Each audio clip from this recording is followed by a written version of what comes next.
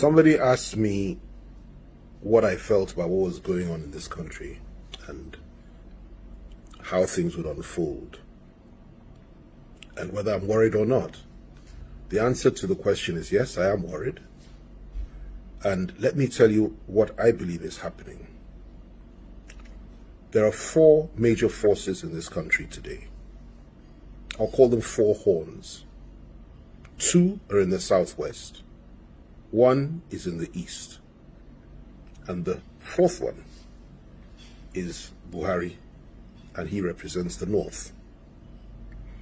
Now in the southwest, you have two horns, very powerful, aggressive, focused, and very, very committed horns, in the persons of Gani Adams, who is the Ààrẹ Ọ̀nà Kakanfò, and the other is Sunday Igboho, who, by any standard, is the hero of millions. Exceptionally tough young man.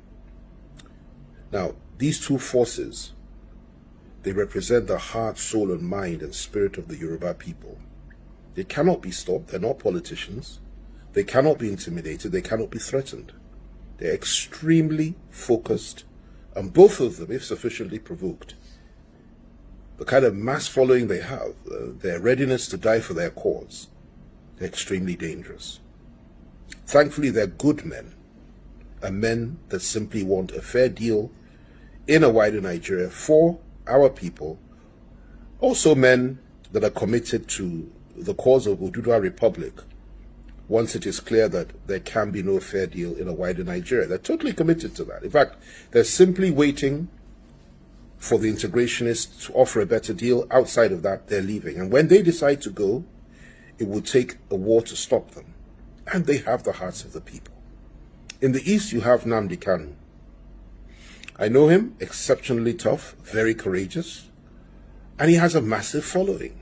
Absolutely massive. I call him the third horn. I call him the Tiger of the East. Exceptionally tough man and inspirational. And if there is to be an election in the East or in Biafra tomorrow, he would win hands down. He has the hearts, minds, and souls of the people, and he's fighting for his people. Then you go up north, and you go, before I get to the president, you go to the middle belt. There's a man who's a good friend of mine. He was at Oxford. Brilliant man, Obadiah Malafia. Obadiah is not a freedom fighter as such. He's not a man that is committed to any form of violence, but he's a man of ideas, and his ideas are explosive, extremely inspirational. He's very focused. He's a brilliant intellectual, and his ideas and his intellectual contributions are more powerful than bombs, because he has ignited the sense of awareness of the people of the Middle Belt, the Christian minorities, particularly the northern minorities, particularly the Christians. And he is voicing their opinions and holding their corner and fighting their corner more than anybody else in the history of the Middle Belt, as far as I'm concerned. He's extremely, extremely focused. And he represents, in my view, the fourth horn. And it's a very positive horn, very strong horn, and it represents a hope for the people of the Middle Belt. Then, of course, you have President Buhari himself, who I believe is the fifth horn. So rather than four, there are five horns. President Buhari and those that are with him, that support him, are also very focused and committed to doing what they're doing. And some of them understand the situation and are ready to adapt. Others are not. But that group collectively represents a very powerful force that cannot be underestimated.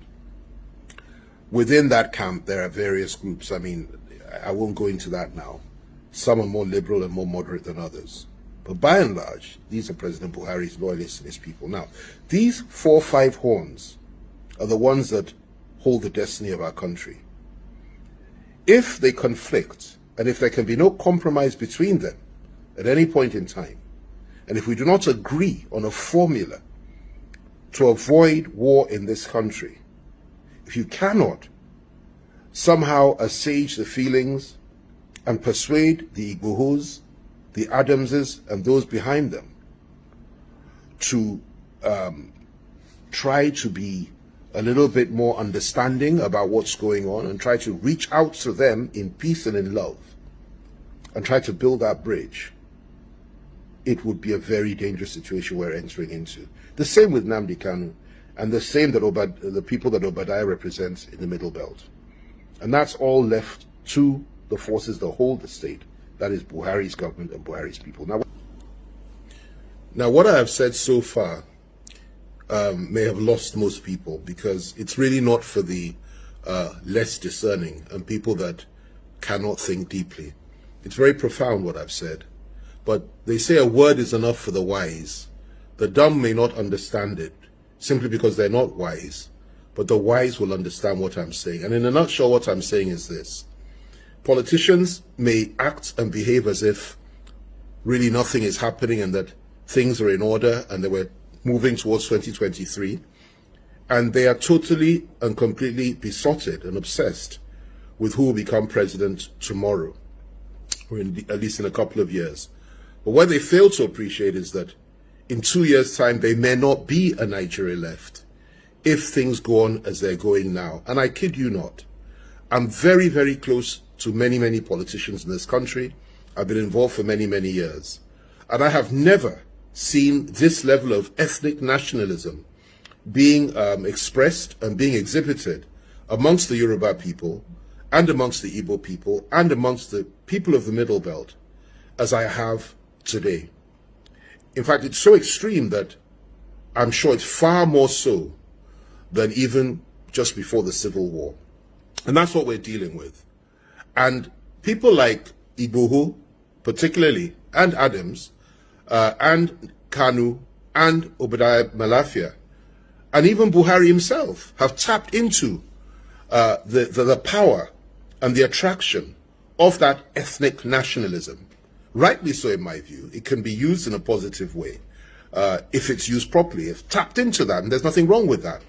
But where these ethnic nationalities are on a collision course, particularly where it's the Fulanis against the rest, or where the rest are saying enough is enough, and where the rest are saying that they are tired and they are fed up, and where the rest are saying that they will not be intimidated or threatened by anybody, even those that organize coercive arms of government and that control the state, and where the rest are saying that, listen, if you consider us to be slaves, we will show you that we're not slaves.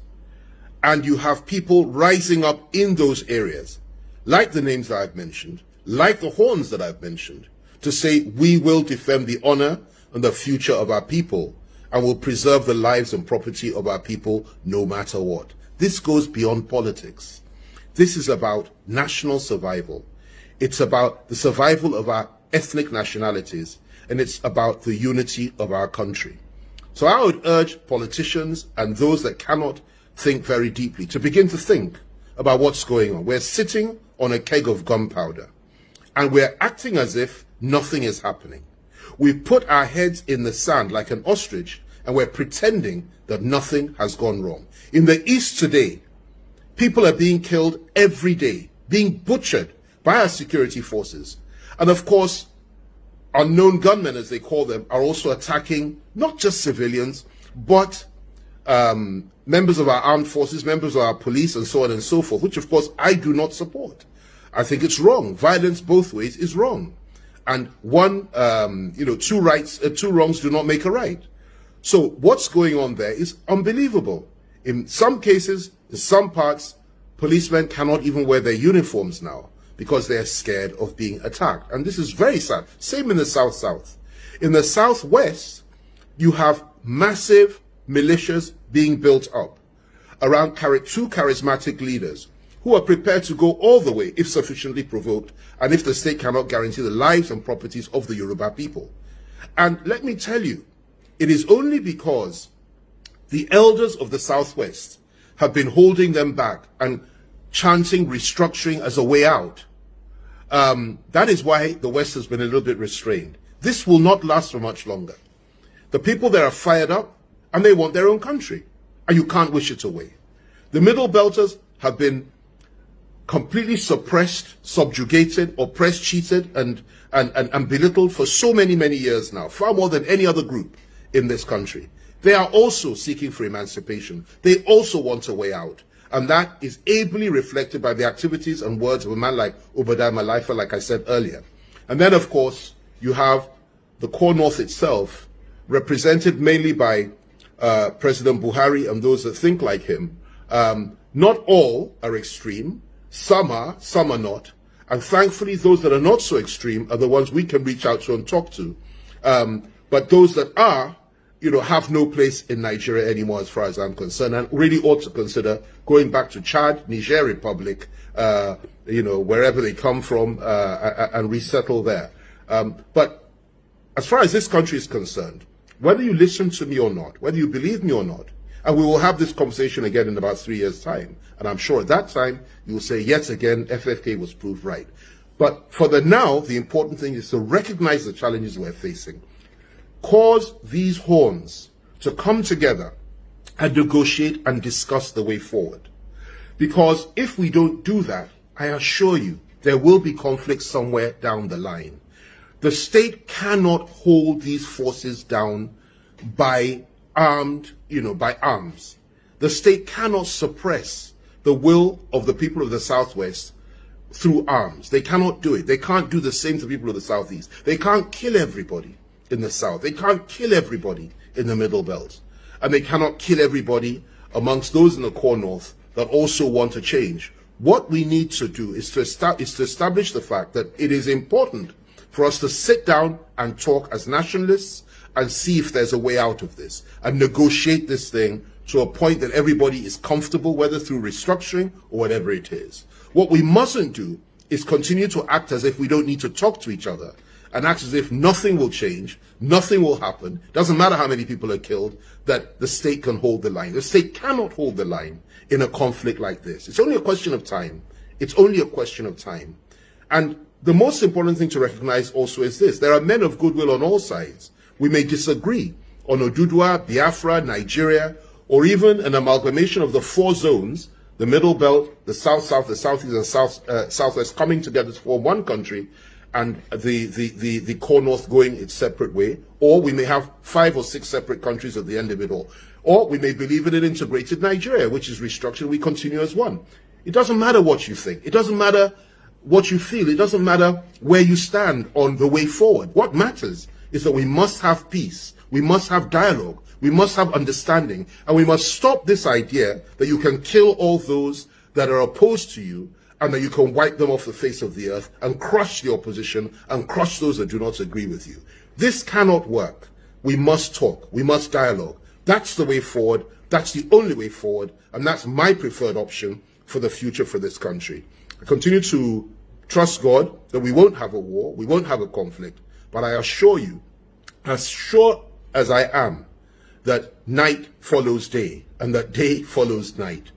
If something isn't done and we don't retrace our steps and we stop demonizing each other and killing each other, and the killing of the Igbos doesn't stop in the Southeast, the killing of Yorubas doesn't stop in the Southwest, the killing of Middle Belters does not stop, being killed by different people, whether Boko Haram, Fulani herdsmen, elements within the security forces, or whatever it is, whoever's responsible, at the end of it all, everybody will say to your tent, O Israel, they can kill us, but we also have the right to self-defense, and we will fight back, and we'll defend our people. And nobody can take that right away from anybody. So let's have this conversation again in about 3 years. We'll see who's right and wrong. But I urge you all just to think and to understand the complexity of this situation and the gravity of this terrible mire that we found ourselves in. I pray for those that make these decisions. I pray for those that are in a position to help us achieve peace.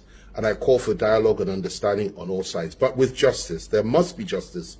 Without justice, there can be no peace. There must be justice for the people of the Southwest, for the people of the Southeast, for the people of the South, the people of the Middle Belt, and justice for the people of the core North that have also been deprived by elements within the state and denied their rights. And there must be security. That is the way forward. Talk to Adams, talk to Igboho, talk to Nnamdi Kanu, talk to Obadiah Malafia, talk to everybody.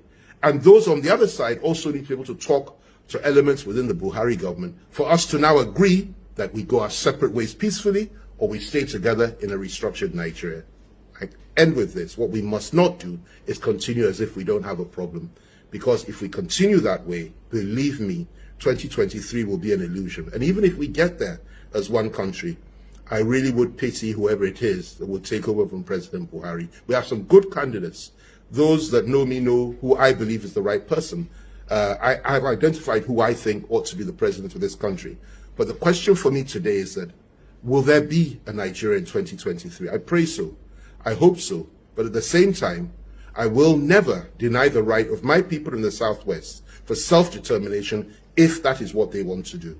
And I would not expect anybody to deny others the right to have the same.